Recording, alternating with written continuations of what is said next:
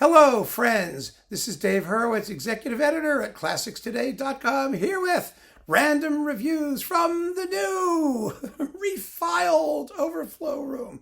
Gosh, I love this. I'm having such a good time. See the back wall here that I got done? This was my weekend project, kind of. After I had like a double root canal and was in horrible pain, I figured I would work off the agony by filing. So what we're going to do is, the project here is what you don't see. Let me turn this around because you see I have a whole blank wall on this side. And the blank wall is going to be the new alphabet. So what I'll do is I've got all the stuff behind me here is all alphabetized. You know, that's our reverse alphabet that we're working our way through. But this back wall here, this is all unalphabetized. And so what I'm going to be doing is I'm going to spread that stuff out on the blank wall and create a new alphabet with lots of space that I'll fill in over like the rest of my life. And so hopefully eventually this will all get filled up. I'm really kind of like excited about this project because it's, you know, the promise of organization is just, it's one of those things. It's like, you know, the second coming or the Messiah or whatever you're thinking of, you know, the end of the universe. I mean, you know, it's just one of those things. It's probably never going to get finished, but it'll give me something to work on and something to look forward to. And I know that when I start going through all the unfiled stuff, I'm going to find all kinds of things that I didn't know where they were and I want to talk about. And you know, so it's going to keep us busy for the foreseeable future. Believe me, the Overflow room is going to never cease to overflow. Now, we're working our way through Rimsky-Korsakov, right? This is video number 4. And here's our clump that we're discussing. This is exciting as all hell. Wow. Wait a minute. Let me just put this down here. Okay. First, Nimi Yarvi and the Scottish National Orchestra, a really exciting Scheherazade with Glazunov's Stenka Razin. Oh, this is a thrill. What an exciting performance that is. And you know, what really pisses me off is that you can't find this Stenka Razin anymore. And it's like one of the most exciting Glazunov performances ever. So let's put that there.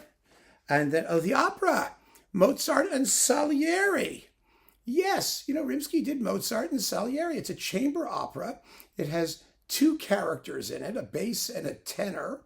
One is Mozart, one is Salieri. It's based on Pushkin. The Pushkin story is Pushkin originated the concept that Salieri poisoned Mozart, as we saw in Amadeus. It all came from Pushkin. It was a Russian story. Figures it's a Russian story if someone's poisoning somebody, right? That's very Russian. Anyway, so there's that. And then we've got like a couple songs. The banks of shifting clouds are thinning and upon the hills of Georgia. And then some orchestrations of Glinka romances. Beautiful songs. And they're really fun. Let's see, we've got singing those Vladimir Bogachev and Nikita Storyev and I Muzici de Montreal under Yuli Turovsky. Same singers in the Mozart and Salieri. It's a short work. It's 43 minutes long and really quite charming and sort of neoclassical. It's so different from what you're used to hearing when you think of Rimsky-Korsakov. It's really worth listening to. It's an experience. Then we've got another Stokowski Scheherazade and a Russian Easter Overture with the Chicago Symphony. Now, the Scheherazade is with the Royal Phil. It's not as good as his Phase 4. It's the same version, but you don't hear all the tawdry, trashy reorchestrations the way you do on the Decca recording. It's so much more fun. And this Russian Easter is just a letdown. Really boring. I was shocked. Something didn't go well. You know, Stokowski did some fabulous stuff with Chicago. He did the Cacciatore in 3rd, Shostakovich 6th, you know. But this didn't come off. And he cuts the closing bars. He actually makes it shorter and less bombastic. And who wants to hear it that way? And there's no tam-tam, again. And Stokowski was always very good at that, but you could never tell with him. Sometimes he gave it and sometimes he didn't. So that's the RCA one. And it's not one of his better late suckers here.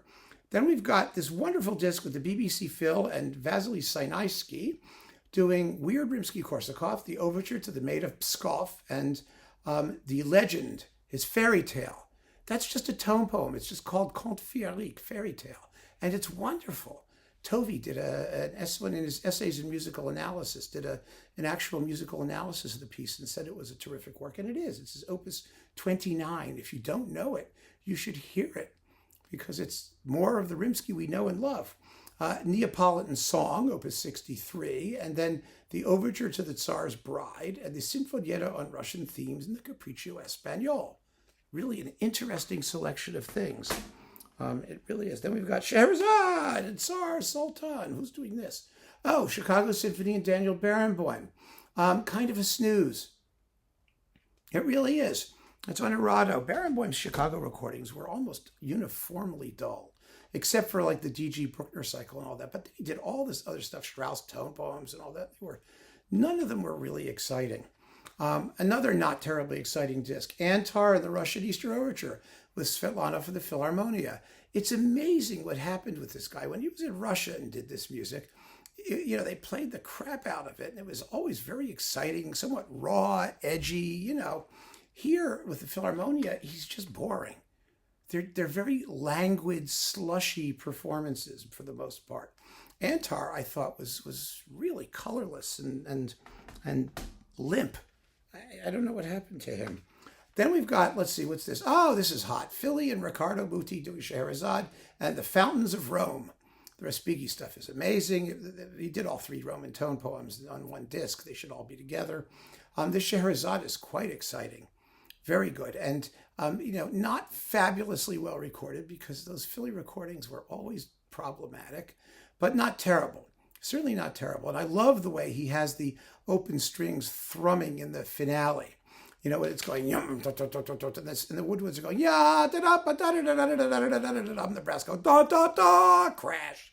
Well, underneath that, there's this sort of like drone that you sometimes hear and you sometimes don't. Well, boy, you hear it here, and it sounds terrific.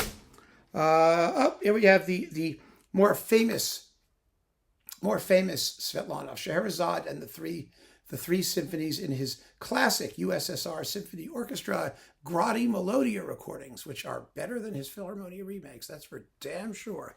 I mean, they really are. They don't sound great, but at least you get the rawness, the edge, the excitement. It's all there.